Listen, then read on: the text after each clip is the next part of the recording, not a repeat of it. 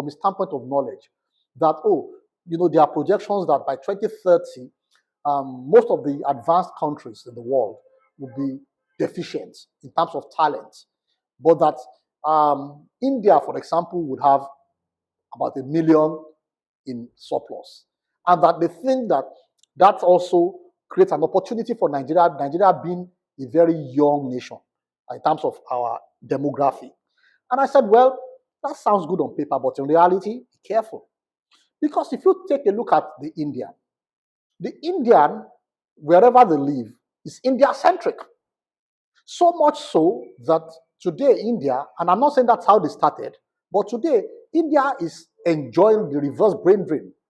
So if you have an Indian in the United States, or you have them in Europe or in the UK, wherever they are, even in Canada, where everybody's flocking to, the Indian already has a terminal date in mind. And all the program that is in the mind of the Indian is getting back to India. So you see that it's a different ballgame. But take a look at the Nigerian. The concept of Nigeria today is Japa. And I watched a very interesting clip where this young man, I enjoyed the way they said he should define Japa. He said it's the entrepreneurial spirit of the Nigerian to export everything we have, including ourselves, which is not ordinarily a bad thing. But when you are exporting without any vision for repatriation, then you are in big trouble. So take a look at the Nigerians that are going outside Nigeria. Have you ever seen any of them that has a date in mind to return? If you interview most of them, 98% of them will tell you, I am never returning to this country. That's a very dangerous thing. And I said to the DG of NIDA that I think we need to do some work. Some of the work is way above our own pay grade. But I said we need to sit down with Abike Dabiri's Nigeria in Diaspora Commission. Nigeria in Diaspora Commission cannot be just talking about Nigerians in diaspora. What's the game plan for ensuring that Nigeria actually develops? And when people say, oh, after all, Nigerians abroad are remitting money and it is the second largest whatever or foreign exchange, I think it is extremely tunnel-minded, and I don't want to use a stronger word.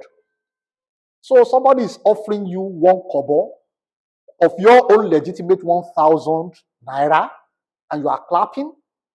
I think what the Nigeria Diaspora Commission should be doing is having a program that even if we were to export our skill, it is exporting the skill with a standpoint, with a viewpoint for national development.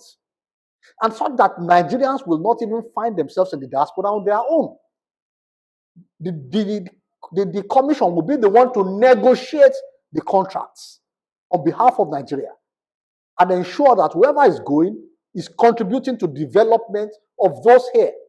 All right? Such that we can now begin. And you see, we are doing this essentially. So we subsidize the rest of the world.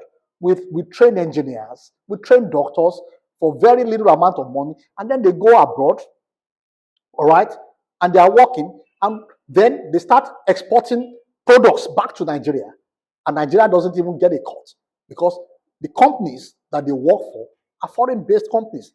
There's no further definition of a beriberiism than that.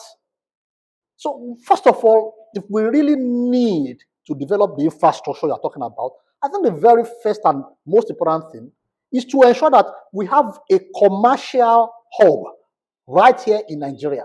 And I said we need to develop certain companies that are Nigerian companies.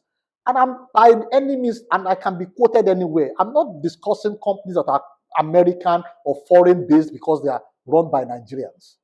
I'm discussing countries where the owners pay their taxes, they live in Nigeria, they have no allegiance to any other country other than here. And ensure that these companies become as powerful as any global company. And I've said this before. Forget about what hypocrites tell you and people who don't understand tell you about free trade. What's the meaning of free trade? What's the meaning of globalization? Every smart country protects its own. If you want to understand the meaning of protectionism of any country, go and touch Huawei, or go and touch General Motors or General Electrics. Then you will go and touch Mercedes-Benz. But then Nigeria, because we don't even understand the game, we talk about everything being free things. We need to develop such companies that are absolutely Nigerian and have so much capacity, both in knowledge and in financial muscle, to become global players. Then these companies will be able to hire Nigerians and even hire foreigners and give them meaningful livelihood here, such that people want to come and more companies like that will emerge. Then these companies will create solutions to the challenges that face us. We start like an import substitution thing, and then why can't we go global? Today, PFS, for example, and I said this, it's a good example. All the solutions we created started initially from Nigeria. Today, we are selling solutions in more than 40-something countries in the world. We didn't think about them when we started initially, but we then realized that these solutions can work in other countries in the world. That is how smart nations think. Microsoft, Oracle, all of them started as local companies. But then the ecosystem, their governments were smart enough to put catalyzation behind them, and they make them become global companies. So we need to create such companies, such organizations. Then it means that we can create people within Nigeria who do meaningful work and are paid world class and have world class standard of living. And then we can begin to talk about the infrastructure. So I think the most important infrastructure is the human being. But doing this is not beans. It requires a lot of hard work. And believe me, it doesn't matter how much money you throw behind it. It's about what the value system is. And until we fix that, we just might be chasing shadows.